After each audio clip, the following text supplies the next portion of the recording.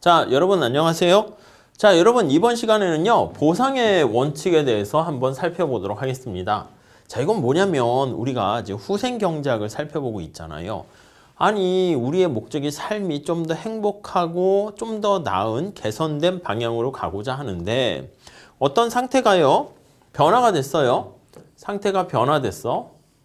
근데 그 변화가 되었을 때 과연 그 변화가 진짜 잘 된 거냐, 임프루브먼트 된 거냐, 그걸 판단하기 위한 거예요.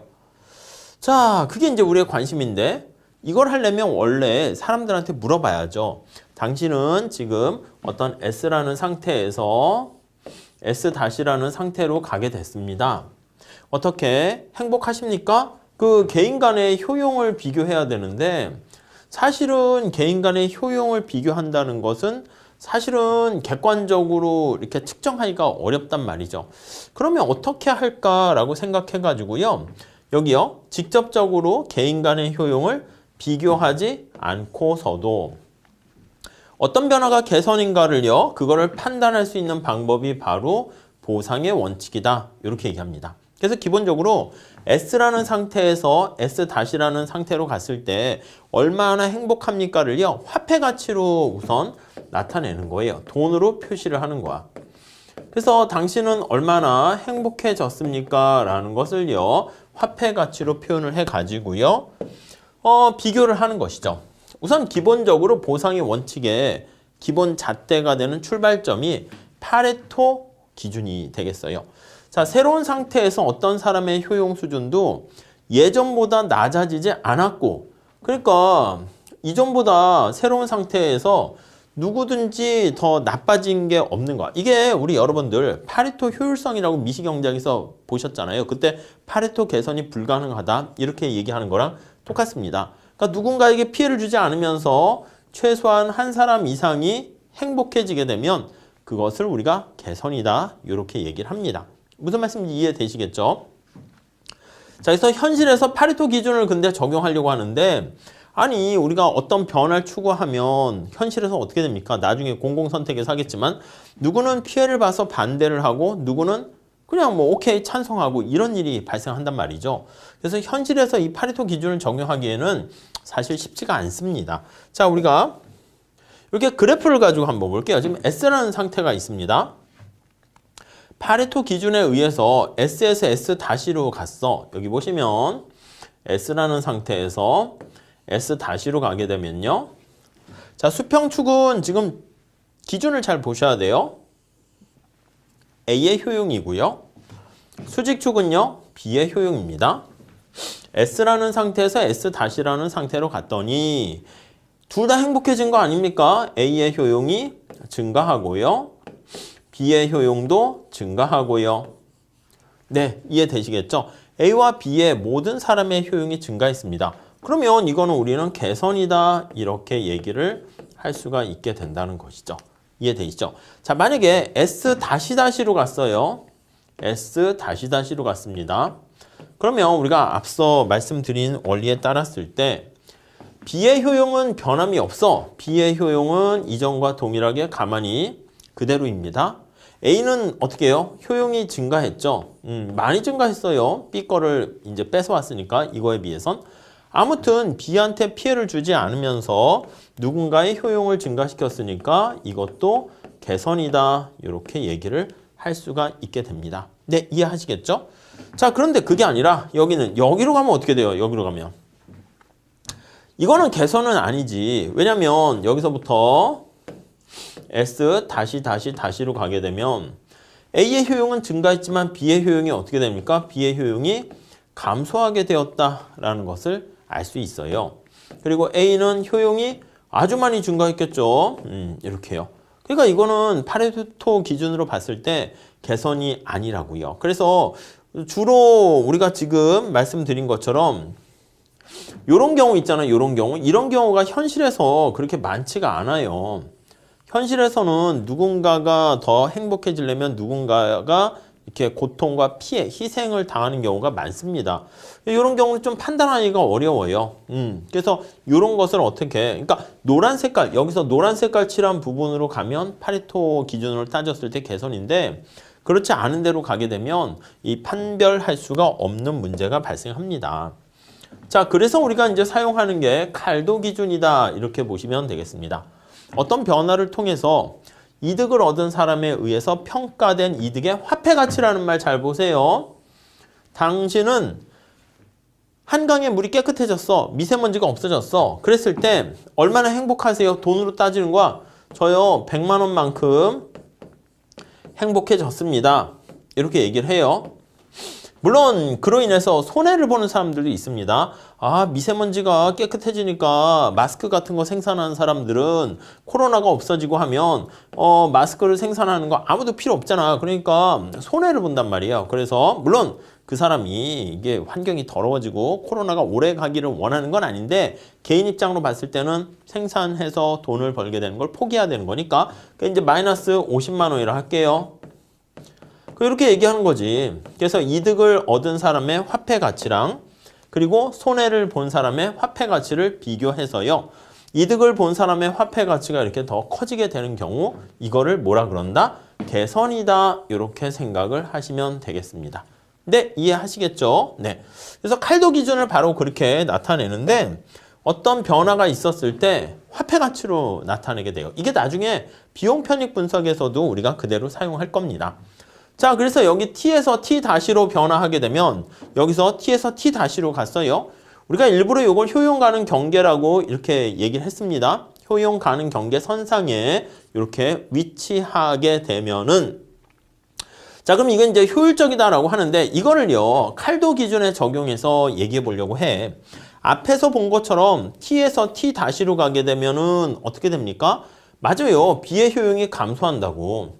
A의 효용은 증가해요. 그래서 이게 파레토 기준에 의해서는 개선은 아닌데 칼도 기준에 의해서는요. 여기 나와 있는 것처럼 A의 효용은 증가하고 B의 효용은 불변인 상태가 여기잖아요. 여기. 그러니까 요거는 개선이라고 그랬죠. 여기까지는 개선이에요. 개선. T에서. 요거까지는 알 수 없지만 그러니까 칼도 기준을 이렇게 약간 두 번 적용하는 거예요. 그러니까 두 번이라기보다는 이렇게 간접적으로 얘가 링크 역할을 하는 거예요. 그래서 여기 보시면 t에서 t-로 갔어요. t-로 갔어. 그랬더니 A의 효용이 증가하고 B의 효용이 불변이기 때문에 개선이라고 얘기할 수가 있어요. 자, 이런 상황에서요. t-에서 여기 보시면은 이쪽으로 가게 되니까 t-로 가게 돼요. 이렇게 가게 되면은 이렇게요. 그럼 화폐적 보상이라는 말을 쓰고 있어요. 화폐적 보상을 통해서 B가 손해를 보는 거잖아. 손해가 A의 이득으로 완전히 상쇄가 되게 되는 것이고 그래서 우리가 지금 얘기할 수 있는 게 그냥 이 곡선 상에 가니까 효용 가는 경계로 가게 된 걸로 보시면 되겠죠. 그래서 이렇게 얘기하면은 개선이 되었다 라고 얘기할 수 있겠다는 거예요. 무슨 말씀인지 아시겠습니까? 그러니까 우리가 여기서부터 이렇게 가면 개선인데 요 위에 보상을 적절하게 하는 거야. 그래서 보상을 해서 이렇게 가게 되면은 보상을 해주게 되면 남는 게 생기는 거니까 개선이다. 이렇게 볼 수가 있다는 것이죠. 자, 그런데 우리가 이제 문제가 있습니다. 만약에 자원을 배분하는 과정에서요. 지금은 효용 가능 경계가 변하지 않는다라고 생각하고 얘기를 하는데 이 효용 가능 경계가 만약에 변하면 어떤 문제가 될 것인가 그걸 살펴본다는 거예요. 무슨 말씀인지 아시겠어요? 아니 우리가 그렇잖아. 사실 여기 보시면 우리 경제학에서 많이 얘기하는데 변화 전과 변화 후를 비교해서 많이 살펴본다고요. 여기가 before야. 여기가 after입니다. after. before and after 요거를 같이 비교하는 거야. 근데 우리가 여러분들 지금 마찬가지야. 어떤 선택을 했을 때 아니면 이 수강 신청을 했어. 그랬을 때 지금 상황에서 보면 이렇게 하는 거지. before랑 after를 비교했을 때 내가 지금 상황에서는 이 수업을 듣게 되면 더욱더 행복하고 내가 발전된 모습을 보일 수 있겠구나. 이렇게 생각해서 강의를 신청했어요. 그러니까 수업을 듣지 않겠습니까? 그런데 시간이 흘렀네. 시간이 흘렀어요. 그래서 이제 시간이 흘러서 요때 보는 거야. 요때 보니까 아이고 괜히 들었네. 저런 강의를 내가 왜 이거 수강 신청했을까 후회할 수도 있겠죠. 그러면 이거에 그 전에는 내가 강의를 신청하는 게 좋다고 생각했는데 시간이 지나면서 나의 판단 기준이 바뀌어버린 거잖아. 변화 후를 기준으로 봤을 때는 개선이 아닐 수 있잖아. 그러니까 우리가 진정한 개선은 수강 신청하기 전에도 야, 강의를 듣는 게 좋겠어 해서 강의를 수강 신청했는데 그 다음에 강의가 이제 어느 정도 진행되고 강의가 끝난 다음에 아, 듣길 잘했네. 이래야 진정한 개선 아니겠습니까? 그러니까 우리가 이제 뭐 어떤 사물이나 생각이나 어떤 개념에 대해서도요. 시간이 감에 따라서 변하는 경우가 많잖아요. 근데 뭐 사랑에 대한 것도 그런 거 아니겠습니까? 사랑의 관심, 뭐 관점 이런 것도 변할 수 있다고. 그랬을 때 우리가 변화 전과 변화 후에 이 기준이 바뀌면 안 된다는 거예요. 기준이 바뀌었을 때도 결과는 동일해야 된다는 거야. 그렇기 때문에 우리가 칼도 기준을 적용을 하려고 하는데요. 어떤 효용 가능 경계 선상이 변화하면 이게 다이나믹하게 동태적으로 살펴보는 거예요. 그러면 그게 개선인지 아닌지 판단하기가 힘들다고요. 자, 그러니까 지금 이제 두 번 기준을 정한다고 보시면 돼. 과거를 기준으로 보고 우리가 이제 미시에서도 무슨 라스파레스 기준, 또 파세 기준 있잖아. 그거랑 비슷해요. 그래서 변화 후를 기준으로 보게 되는 거야. 그래서 스키토브스키 기준은요. 이름이 재밌어요. 스키. 재밌는 건 아니고요. 암기하기가 쉬워요. 양쪽에 스키가 다 들어가 있어. 그래서 스키를 되게 좋아하시는 분 같아요. 스키, 토브, 스키 뭐 이렇게 있습니다. 네, 뭐 스키, 하늘을 날아다니는 스키. 아무튼 자, 어떤 변화에 대해서 칼도 기준에 의해서 그게 개선이야. 개선이고 그 반대 방향으로 봤을 때 개선이 아니라는 것이 확인되었을 때 그게 진정한 개선이다. 이거예요.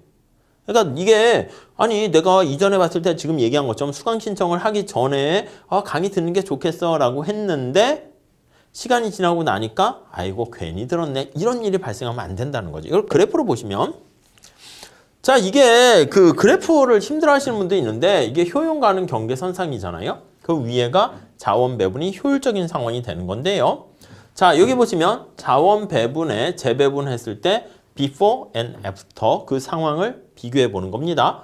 자, 두 사람 간의 보상을 통해서 보는 거야. 자, 만약에 옛날 기준이 요거야. 녹색깔 실선입니다. 자, 그러면 여기 나와 있는 것처럼 T에서 요걸 먼저 기준으로 할게요. 요거대로. 요게 지금 옛날 기준이야. 옛날 기준. 요렇게 보면은 T에서 T 다시는 개선 아니겠습니까? 오케이. 근데 시간이 지나다 보니까 효용 가능 경계가 바뀌어버린 거야. 그래서 요 선이 바로 요 기준이 뭐냐면 시간이 지나면서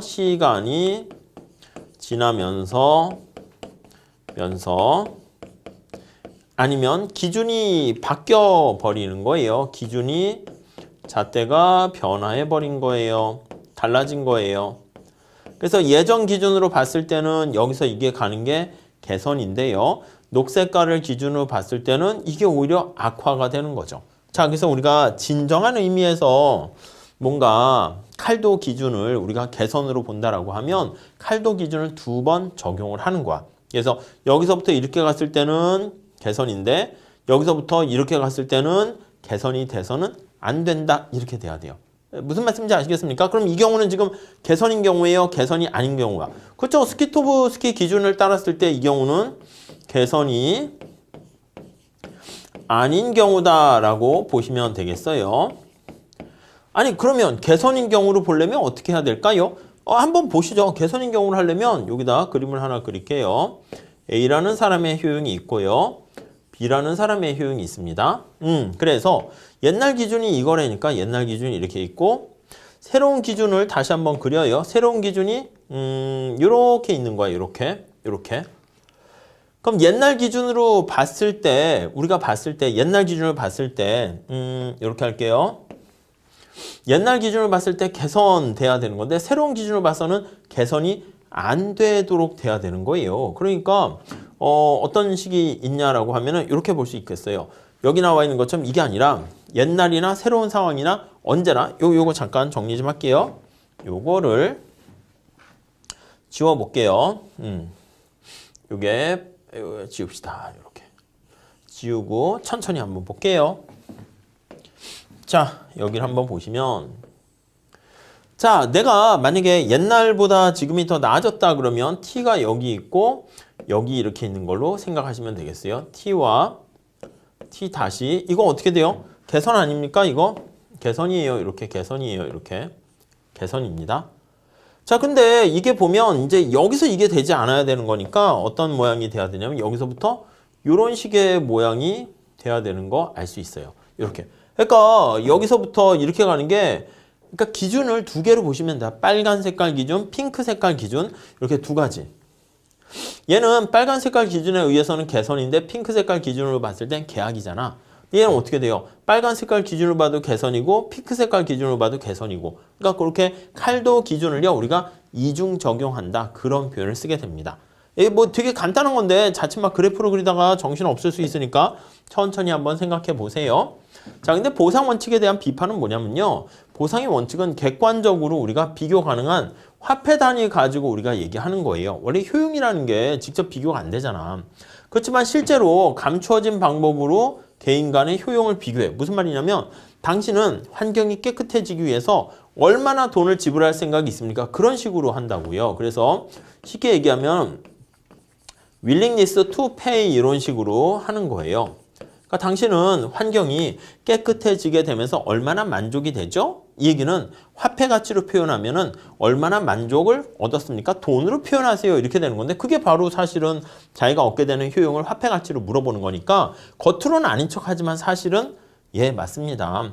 화폐 가치로 나타낸 근데 효용을 간접적으로 은연중에 표현을 하게 되는 거예요. 그러니까 버그슨이라는 학자는 됐어 그러지 말고 그냥 기수적 효용 함수니까 뭐야? 사회 구성을 직접 측정할 수 있다는 거야. 양적으로 효용을 양적으로 효용의 수준을 측정 가능하다 이렇게 판단하는 것이죠. 그거에 기초해서 개선의 여부를 판단하죠. 그렇게 주장하기도 합니다. 아시겠죠? 그래서 그게 이제 첫 번째 보상의 원리에 대한 비판 이런 게 있고요. 그리고 이제 또 하나는 여기 쓰진 않았는데 우리가 실제로 보상을 해주는 게 아니에요. 그래서 잠재적 보상이라는 그런 표현도 보셔야 돼. 그래서 우리가 무슨 뭐 어떤 선택을 하게 되면 반드시 이득을 보는 사람이 있고 손해를 보는 사람이 있잖아요. 그렇잖아. 근데 그때 현실에서는요. 뭐 우리가 미국하고 뭐 FTA를 체결한다 해볼게요. 뭐 협상을 체결한다 할게요. 그러면 현대자동차 같은 데에서는 이득을 본다고 와 해서 해피하고 값싼 농산물이 이렇게 뭐 이렇게 퀄리티가 좋은 것들이 들어오게 되면 우리나라 농부들이나 이런 농사 짓는 사람들은 피해를 보겠죠. 근데 그 사람들은 슬플 거란 말이야. 근데 우리가 봤을 때 정부 입장에서 봤을 때는 현대자동차가 얻게 되는 이득과 농부들이 피해보는 농업 부분의 마이너스랑 비교했을 때 이득이 크면 이거는 해야 되는 거야. 그럼 개선이야. 그랬을 때 이득 얻은 사람이 거기서 얻게 되는 이득의 일부를 보상해주면 되는 건데 실제로 보상을 해줄까요? 안 해줄까요? 맞아, 안 해주지. 그렇기 때문에 우리가 책상에 앉아서 봤을 때는 야 이거 보상해주면 여기서 이렇게 주면 남는 게 있잖아. 그렇게 생각할 수 있는데 현실에서는 그렇지 않는다고요. 그렇기 때문에 또 잠재적 보상이다라는 그런 가상적 보상이다라는 그런 것도 또 이제 비판을 받고 있기도 합니다. 자, 다음에 아무튼 그러한 여러 가지 보상의 원리에 따른 개선 여부를 판단하는 것도 있지만 그냥 우리는 앞에서 버그슨 얘기한 것처럼 직접 사람들의 효용을 다 합할 수 있다고 전제하고 책상에 앉아가지고 우리가 이론상 얘기하는 거니까 그 얘기를 해볼 건데요. 그걸 이제 사회후생함수라고 얘기합니다. Social Welfare Function 이렇게 해가지고 사람이 두 명만 있다 그러면 두 사람의 효용 수준이 UA와 UB가 있으면 각각의 두 사람의 효용 수준을 이렇게 합하는 거야. 합해서 사회후생으로 나타내는 거야. 여러분들 뭐 그런 거 있잖아. 대한민국 전체 사람들이 이렇게 있어. 국민들한테 물어봐요. A라는 사람이 있고 B라는 사람한테 있어요. 뭐 그런 거 하지 않습니까? 기업체도 그러고 학교에서도 하잖아. 사회 구성원들, 학교 구성원들인 여러분이 강의를 듣거나 학교를 다니게 되면서 얼마나 만족스럽습니까? 뭐 이런 것들 많이 보시게 되는 건데 물어보는 거지. 당신 얼마나 행복하세요? 이렇게 당신 얼마나 행복하세요? 이렇게 있는데 여기 나와 있는 행복의 정도를요 다 합쳐가지고 대한민국 국민 전체의 행복을 어떻게 집계할 것인가 그게 사회후생함수로 집계를 한다라고 보시면 될 것 같습니다. 더 하는 거야, 더 하는 거. 이해 가시겠죠?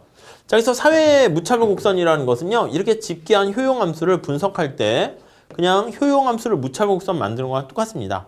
자, 그래서 이거 어떻게 합할 것인가 그건데요. 여기 나와 있는 것처럼. 근데 사람마다 가치 판단이 다르기 때문에 정답이 딱 있지는 않아요. 그래서 사회후생함수는 약간 주관적인 측면이 있어요. 자, 그래서 요거 공리주의적 가치 판단은 어떻게 하냐면요. 그냥 단순히 그냥 합하는 거야. 여기 보시면 단순히 합하는 거야. A라는 사람과 B라는 사람의 효용을 합하는 거야. 우리 효용함수 있잖아. 두 사람의 효용을 합하는, 두 개의 소비량을 합하는 완전 대체 관계라는 거 이해되시죠? 여러분들 시험을 보게 되면 중간고사, 기말고사 시험 봅니다. 그러면 두 개의 점수를 그냥 합해서 가중치를 똑같이 두는 거야. 여기 나와 있는 것처럼 A라는 사람, 앞에 1을 생략한 거죠. A와 B의 1의 가중치를 똑같이 둬서요. 어떻게 분배되든지 상관없이 개개인들의 효용의 합이 커지게 되면은 그거는 바로 사회적인 공리주의 측면에서 후생이 커진다. 이렇게 보시면 되겠습니다. 자, 두 사람들에 대해서 동일한 가중치를 적용하는 게 바로 공리주의적 방식이다. 이렇게 보시면 되겠고요. 평등주의적 방식은 어떻게 되는 거냐면 좀 뭔가 가치 판단을요, 가난한 사람, 효용 수준이 높은 사람한테는 낮은 가중치를 두고 가난한 사람, 효용 수준이 좀 낮은 사람, 이게 효용이 낮은 사람이 또 보통 소득과 효용이 비례한다 그러면 저소득 계층이 많겠죠. 그래서 좀 뭔가 가난한 사람에 대해서 재분배 정책을 실시하는 게 좀 더 바람직하다. 이게 바로 평등주의적 가치 판단이다. 이렇게 보시면 되겠어요.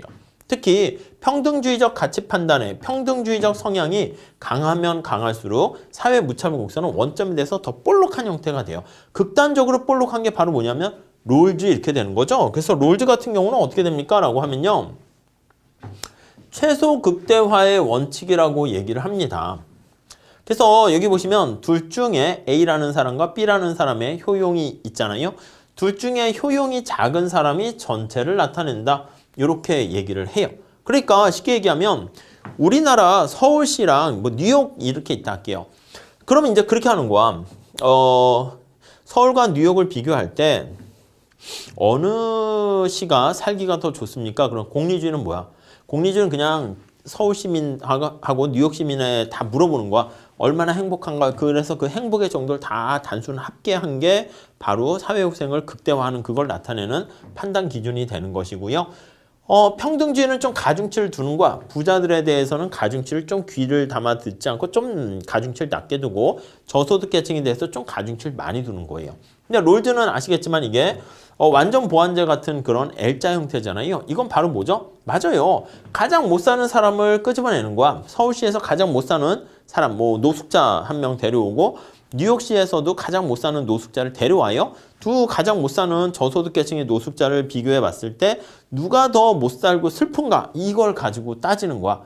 뭐 뉴욕 같은 데는 사람들이 무슨 기부금이라든가 가다가 이렇게 푼돈도 던져줘가지고 뭐 길거리에 있더라도 훨씬 더 생활이 용이하다. 그럼 서울보다는 뉴욕이 더 살기 좋다. 이렇게 얘기를 하는 것이죠.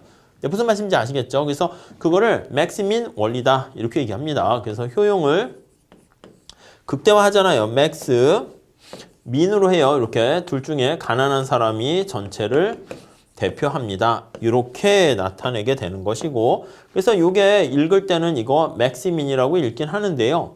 이게 최소 극대화의 원칙이에요. 왜냐면 이게 우리나라랑 어순이 영어랑 달라서 그래요. 예, 가난한 사람을 극대화가 동사예요. 가난한 사람의 효용을 극대화시키는 거야. 이게 동사고요. 목적어잖아. 둘 중에 가난한 사람의 효용을 극대화시킨다. 그래서 정리를 해보면 가장 못 사는 사람의 효용 수준에 의해서 그 사회의 효용이 결정되는 거. 그래서 앞에서 말씀드린 것처럼 극단적인 평등주의가 L자의 롤즈의 형태가 됩니다. 앞에 우리가 그래프로 살펴봤던 것처럼 여기 공리주의는요. 두 사람의 가지고 있는 소득 분배가 A가 하나 갖고 있고 B가 9개를 갖고 있던 A가 5개 갖고 있고 B가 5개 갖고 있던 효용은 어떻게 된다? 둘이 똑같습니다. 네, 이해 가시겠죠? 자, 근데 평등주의 같은 경우는 약간 느낌이 이렇게 되니까 원점에 대해서 볼록한 거니까 곱하기 형태로 돼 있는 거로 생각을 하시면 돼요. 이렇게 UA 곱하기 UB 이렇게 돼 있습니다. 자, 그러면 여기 나와 있는 것처럼 A는 여기 A의 분배 상태는 자, UA가 1이고 UB가 9 이렇게 돼 있는 상태이고요. B는 지금 둘 다 5와 5로 완전히 똑같이 놀아가진 그런 상태라고 생각을 해볼게요. 자, 그럼 저 A일 때 분배 상태의 효용은 어떻게 됩니까? 라고 하면은요. 두 개를 곱하는 거잖아. 1 곱하기 9 해가지고요. 효용이 9 이렇게 된다고요. 근데 B와 같이 만약에 5와 5 골고루 놀아가게 되면은 그때 효용은 어떻게 됩니까? 라고 하면은요. 곱하기네. 5 곱하기 5는 그래서 25 이렇게 되는 것을 알 수가 있어요. 그러니까 평등주의적인 사회후생함수를 갖추고 있을 때는요. 이렇게 골고루 소비를 하게 되는 경우가 골고루 나눠 가진 게 훨씬 더 효용이 높다는 걸 알 수가 있습니다. 그래서 골고루 가지고 있는 그런 약간 재분배를 지지하는 결과를 초래하는 거죠. 자, 물론 여기 나와 있는 롤즈 형태일 때는 어떻게 됩니까? 롤즈 형태일 땐. 이때는 앞에서 얘기한 것처럼 1과 9 같은 경우 해볼게요. 이거는 둘 중에 작은 사람이 전체를 나타내는 거잖아요. 롤즈 방식에서는 여기다 써볼게요. 자, 여기가 1이야. 1이고 그 다음에 여기 9야. 9 이렇게 돼 있어요. 이랬을 때 효용은 어떻게 됩니까? 라고 하면요. 소셜 웰페어 지금 롤즈예요. 롤즈는 둘 중에 작은 사람이 전체를 대표하게 되는 거예요. 그러면 UA가 1, UB가 9 이렇게 되면 이때 효용은 1 이렇게 된다고요. 아시겠죠? 그리고 만약에 골고루 논아 가졌어요. 앞에서 한 것처럼 5와 5, 사과가 10개가 있는데 1개, 9개 분배된 거랑 5개 분포된 거랑 이거 효용이 어떻게 된다? 5 이렇게 되니까 훨씬 더 똑같이 논아가는 게 효용을 훨씬 더 높인다라는 것을 알 수 있을 것입니다. 아시겠죠? 네, 그렇게 정리하시고요. 자, 그 다음 이제 공리주의, 그리고 평등주의, 롤즈 이렇게 나와 있는 거 알 수 있습니다. 자, 그래서 효용 가능 경계 위에 이제 거기서 사회후생함수를 극대화하는 배분이 가장 바람직한 배분이 되는 거예요. 그래서 우리가 효용 가능 경계선상에 있다라고 하면 미시경제 파트 거기 보시면 뒤에 일반 균형 이론하고요. 후생경제 파트 한번 보세요. 그거랑 맞잡고 들어오는 거예요. 그래서 이게 효용 가능 경계 위가 바로 우리는 어떤 효율성을 나타낸다 이렇게 생각을 하시면 될 것 같고요. 그게 아니고 사회후생함수는 우리가 앞서 살펴본 것처럼 이게 공리주의입니까? 평등주의입니까? 롤즈입니까? 거기에 따라 달라져요. 그러니까 여기서는 공평성이 이렇게 내재되어 있다라고 생각을 하시면 될 것 같습니다. 네, 이해 가시죠? 그래서 사회적으로 가장 바람직한 배분은 공평성에 대해서 어떤 가치 판단을 가지고 있는가 그거를 가지고 살펴보게 되고요. 사회후생함수의 모양 자체가 바로 공평성에 대해서 어떤 가치 판단을 가지고 있는가에 따라서 달라지게 돼요. 그래서 만약에 공평성에 대해서 별로 신경 안 쓴다. 그러면 우리 앞에서 본 것처럼 공리주의 같이 우아형은 직선. 공평성에 대해서 신경을 좀 더 많이 쓴다. 그럼 원점에 대해서 볼록하고. 공평성에 대해서 굉장히 애지중지한다. 그러면 L자 형태가 되는 거 알 수가 있겠습니다. 아시겠죠? 네, 그렇게 보시면 되겠습니다. 자, 그래서 여기 보시면 여기가 A의 분배 상태고 여기가 2고요. 여기가 B라고 합시다. 자, 우리가 뭐라 그랬냐면 효용 가능 경계, 유틸리티, 파서빌리티, 프론티어 곡선상에 있으면은 요거는 효율성이 그대로 달성이 되는 겁니다. 이해 가시죠? 그렇기 때문에 A도 효율적이고 B도 효율적이고 C도 모두 효율적이다. 이렇게 얘기할 수 있어요. 모두 효율적이다. 네, 이렇게 보시면 됩니다. 자, 근데 우리가 여기 나와 있는 것처럼 사회 무차별 곡선이라는 게 뭐야? 이게 약간 가치 판단, 공리주의를 나타내는 거죠. 지금 이렇게 되면 약간 느낌이 평등주의에 가까운 형태예요. L자면 롤즈고요. 우아형하는 직선이면 공리주의가 되는 거잖아. 자, 그러면 이렇게 되어 있을 때는 어디가 후생이 가장 극대됩니까 하면 A와 B를 선택하는 것보다 여기 2가 요거 셋 다 효율적이지만 얘가 사회 효용을 사회적 후생을 극대화하는 거니까 2가 가장 공평성까지 고려했을 때 공평성까지 고려시 바람직하다 이렇게 얘기를 할 수가 있겠습니다. 네, 이해하시겠죠? 그래서 여기 2점이 바로 효율성과 공평성을 다 충족하는 최고 그래서 가장 바람직한 상황을 도출했다. 이렇게 정리를 하시면 되겠습니다. 아셨죠? 네, 그 정도 보시고요. 자, 근데 케넷 에로라는 노벨상을 받은 이분은 우리가 지금 사회후생함수가 있다는 걸 가지고 사회 무차별 곡선 이렇게 해서 막 얘기를 하고 있는데 우리가 생각하는 사회후생함수는 존재하지 않아. 이렇게 얘기하는 거야. 이게 되게 치명적이야. 아니 후생경제학을 준비하는 사람은 사회후생함수 이런 걸 막 얘기하는데 야 네가 얘기하는 사회후생함수 그런 거 실제 존재하지 않아 이런 거야. 내가 막 예수님 부처님 막 이렇게 믿고 있는데 야 그런 거 다 뻥이 없었어 이런 거랑 똑같은 거야. 완전히 이게 존재의와 기반이 무너져 버리는 겁니다. 어떻게 증명을 했냐면 뭔가 보편성이라든가 완비성이라든가 이행성이라든가 파레토 원칙, 비독재성, 제3의 선택 대상으로부터의 독립성 이렇게 표현을 하게 됩니다. 그래서 이런 것들을 모두 만족하는 그러한 사회후생함수는 없는 거야. 그래서 보편성이라는 것은 뭐 선호에 대해서 뭐 제한을 하면 안 돼. 선호의 비제한성 이렇게도 얘기하고요. 그러니까 마음대로 제약을 가하지 않아야 돼요. 완비성과 이행성 우리 알고 있죠? 뭔가 완비성은 효용함수 얘기할 때 보면 비교가 가능해야 된다라는 게 완비성이에요. 아니 너 사과가 좋아 아니면 바나나가 좋아 이런 거 얘기할 때 직접 비교가 가능해야 되는 거잖아요. 이행성이라는 것은 바로 뭐냐면 내가 x가 y보다 좋고요. y가 z보다 좋아. 그러면 x가 z보다 좋다. 이렇게 되는 게 이행성이라고 보시면 되겠습니다.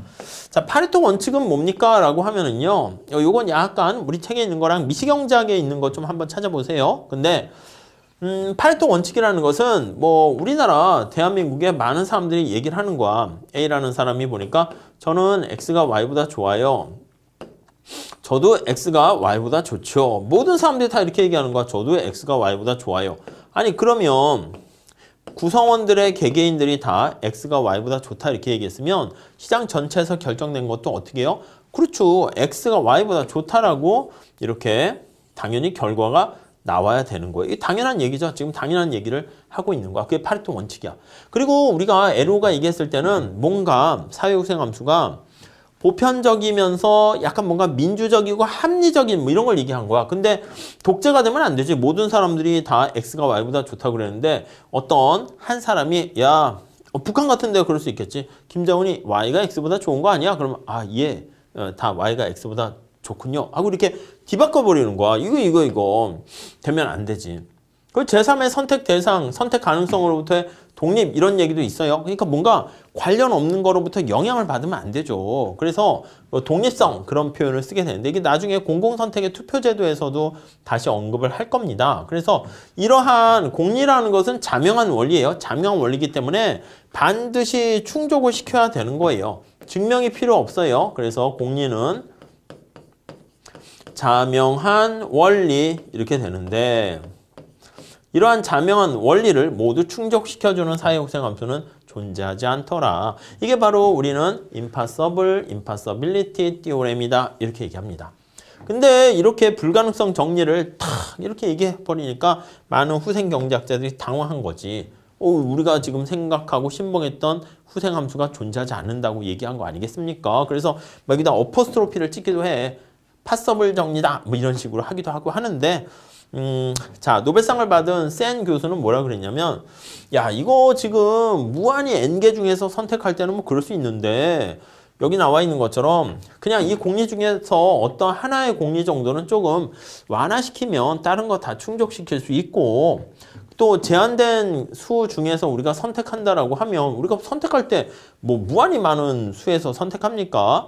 뭐 어떤 직장을 선택하거나 어떤 인생의 반려자를 선택하거나 뭐 등등 할 때 보면 우리가 제한된 범위 내에서 선택을 하잖아. 그런 거 얘기할 때는 어느 정도 합리적이고 민주적인 거는 뭐 선택할 수 있는 거 아니냐. 너무 그렇게 에로우에 수학적으로 해가지고 불가능성 정리에 막 충격받지 말자. 이렇게 서로 위안을 삼고 뭐 그러기도 합니다.